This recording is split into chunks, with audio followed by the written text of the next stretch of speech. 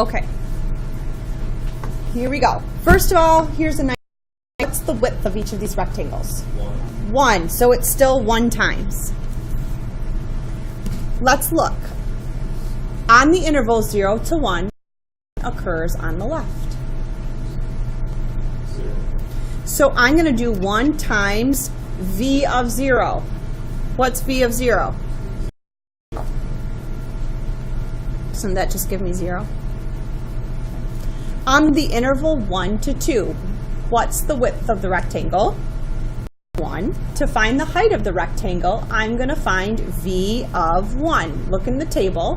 What is v of 1 second? 12. So the rectangle is 12. What's 1 times 12? 12. All right.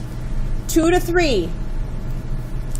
This is 1. What's the height? It's going to be v of 2. What is v of 2? 22. Okay. Do we have to keep writing the ones? Okay. It's going to be 1 times v of 3, and v of 3 is 10. 1 v of 4 would be 5. Over here, this is going to be 15.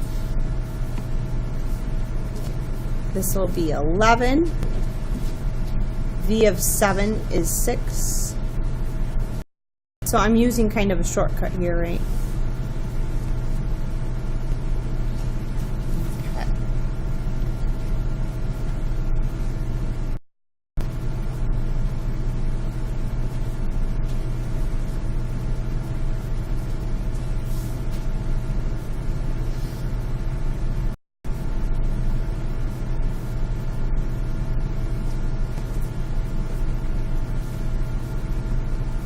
See, 12 and 22, I can do this, is what?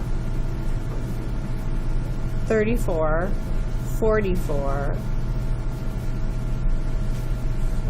49, 62, 73, 79, 81, 87 inches.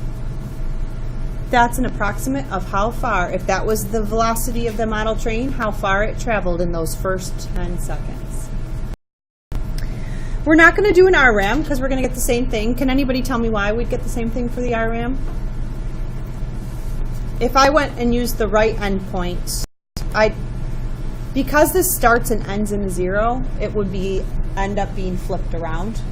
Because if I went backwards, on 9 to 10, if I used the, do you see how I'd get 0?